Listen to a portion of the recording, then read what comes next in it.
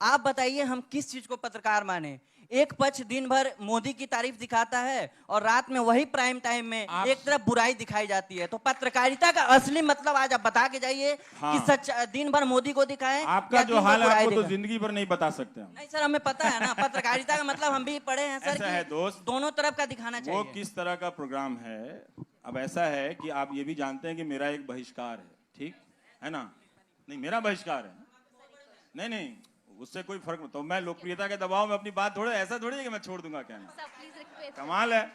यही चीज तो हमें समझना है कि एक दिन हमको अपने फैन के खिलाफ भी बात करना पड़ेगा। और मैं तो कहता हूं कभी किसी का फैन नहीं बनना चाहिए। आपको पता है ये लाइन किसने कही थी? और आपको पता है मैंने अपने ब्लॉग पे क्या लिखा है? कभी रवीश कुमार मत बनना। पढ़ा है आपने? पढ़िएगा, है ना? हाँ, एक्चुअल मतलब क्या होता है, न्यूज का क्या मतलब होता है, एनालिसिस का क्या मतलब होता है। हमने कहा ना कि आप वहां तुलना कर रहे हैं। आपने ये नहीं बताया कि वहां कौन सा प्रोग्राम चल रहा था, यहां कौन सा प्रोग्राम चल रहा था। वहां 2000 के नोट में नकली चिप बताए जा रहे थे, जीपीएस, उससे तुलना करना चाहते हैं आप? नहीं सर, बिल्कुल। तो किस चीज से तुलना करते हैं आप? उदाहरण देकर बात करते तो आपका सवाल और अच्छा हो सकता था। मैं फंस भी सकता था इसमें। जी, एक और सवाल ले लेते हैं। आपने उदाहरण नहीं दिया, वो आप इधर बैलेंस वाला करने लगे। वही मैं जो मानक से कह रहा था, मैं दुकान नहीं चलाता हूं, हाँ। मैं अपना करता हूं। तो अगर आपको मुझसे सवाल पूछना है तो मेरे शो पे रिसर्च कीजिए। क्या मेरा शो आलोचनाओं से परे है? बिल्कुल ही नहीं है, बिल्कुल नहीं है। अब एक और सवाल क्या हो सकता है? आप बताइए कि 10 लाख लड़के जो अलग अलग परीक्षाओं में फंसे हुए हैं और उनको नौकरी नहीं मिले, उस पर मैं 6 महीना करता हूं, तो एक तरफा कैसे है दोस्त? आखिरी सवाल रवीश, आपके गांव कस्बे जहां से आप आए हैं, यूनिवर्सिटियां बर्बाद हो गई हैं। अगर मैं 30 दिन उस पे करता हूं तो उसमें क्या एक तरफा है? किस चीज का एक तरफा है?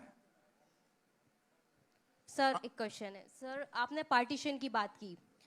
जब भारत बना आज़ादी के बाद, ऐसा भारत, हमारा विजन बहुत ब्रॉड था। हम गुटनिरपेक्षता की बात करते थे, लेने से ज़्यादा दुगना देने की बात करते थे, पंचशील। लेकिन उसके बाद हमने इमरजेंसी भी देखी, कई सारे ऐसे फेजेस भी देखे, ग्लोबलाइजेशन भी हुआ। और आज की हालत हम सब जानते हैं कि एक ऐसा नागरिक भी हम सब विश करते एक कम्युनिटी को देश से बाहर निकालने का। तो सर ऐसा क्या हो गया कि हमारे देश का नेचर ही चेंज हो गया है? हमारा वो ब्रॉड विजन क्यों खो गया है? इतना नैरो विजन क्यों हो गया है सर? हम देखिए, इसके कुछ हिस्से का जवाब टेक्नोलॉजी तंत्र से दिया जा सकता है, एक नया तंत्र जो खड़ा हुआ उससे भी दिया जा सकता है। लेकिन हम लोग ये समझते हैं कि 15 अगस्त 1947 को भारत जिस रूप में आज़ाद हुआ, जिन सपनों के साथ आज़ाद हुआ, वो उसी दिन पूरे हो गए। ऐसा नहीं था। डेमोक्रेसी जो है वो कभी भी एक पैकेज प्रोडक्ट नहीं है। वो आज आपने सबने मिलके जिस रूप में बनाया, हो सकता है कल वो खत्म हो जाए।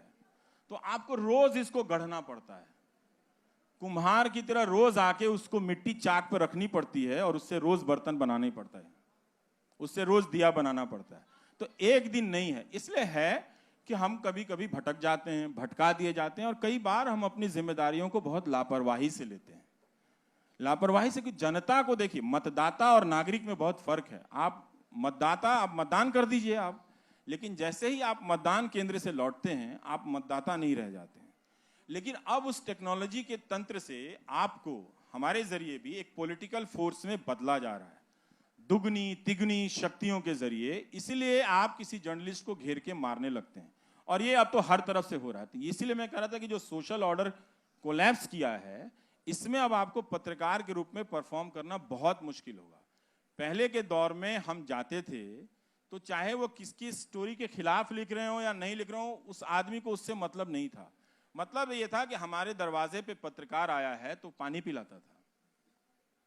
तो लेकिन अब जब लोगों को पॉलिटिकल फोर्स में बदल दिया गया है, पॉलिटिकल पार्टी के लोग, उससे एफिलिएशन रखने वाले लोग, प्रधानमंत्री की डीपी लगाकर लाने वाले लोग गालियां दे रहे हैं उसमें, तो एक मंजूरी दी जा रही है। तो इस तरह के हुलिगनिज्म को कभी भी मान्यता नहीं मिली थी। राजनीतिक दल में ऐसे तत्व थे, जैसे शहाबुद्दीन का उदाहरण है, यूपी में भी बहुत तरह के इस तरह के डॉन हुए, इस तरह के बाहुबली होते थे।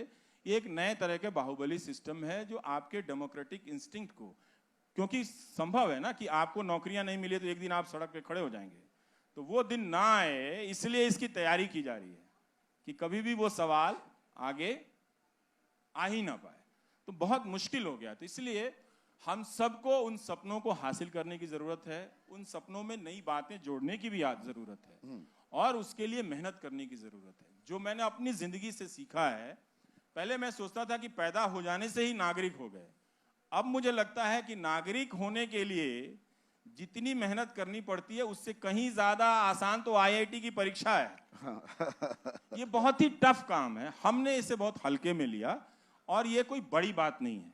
हर दौर में लोग फिसलते हैं, हर उस दौर के बाद लोग संभलते भी हैं और अपनी